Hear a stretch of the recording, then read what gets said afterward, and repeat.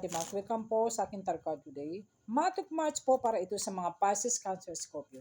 Ito'y pawang gabay lamang ito na sitaas ating patiwala sa ating Panginoon.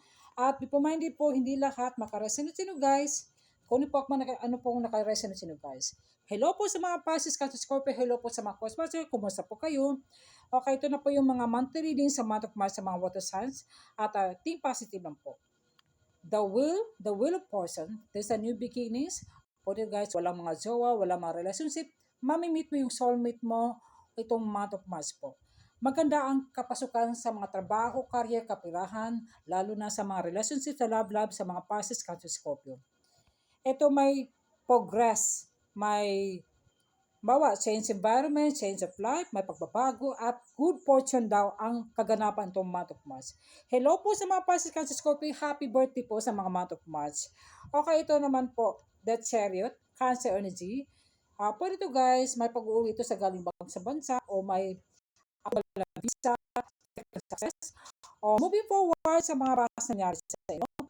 Sa hindi naman may mga public recognition o may mga award na matatanggap ka, may pagkatrabaho ito magaganap itong month of March po. The prefer, some of you naman nagkaroon ng third party situation po.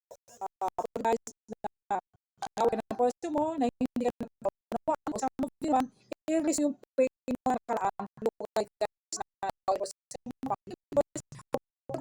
hindi ka nagpapanawa sa relasyon mo, sa trabaho o ng mundo. So, kaya moving forward. Ito naman, may forgiveness, may pag-healing, healing man spirit po. Patawarin mo sa family, kakilala mo kung sinong taong nagkasala sa'yo, o pwede ito vice versa. Lahat ito ay Pisces energy guys. Malakas at matalas yung isip mo, at alam mo yung intuition mo, be patient, makinig ka sa mga wisdom na meron na mag-advise sa'yo, yung mas matanda sa'yo, makinig ka at meron ka pag-aaralan. Sundin mo ito isa mo guys kung may gusto kang tutulungan na tao, alam mo malakas yung spiritual, o lalo na ka po ay madasalin, o meron kayo connection sa spiritual po, pwede ito yung person mo. Some of you naman, huwag makalimot pagdasal sa ating Panginoon po. Ipanalangin ito guys, kung nagkaroon ito ng failure, na nangyari sa iyo, pwede ito guys na may nag-scam sa iyo sa pera o niloloko ka, mag-ingat na po. So, kailangan ay gamitin yung kaisipan, yung ano mo, yung intuition mo, yung matalas yung kaisipan mo na sana itong taon to na hindi talaga ito may dudulot sa iyo at hindi na ito maulit na mangyari po.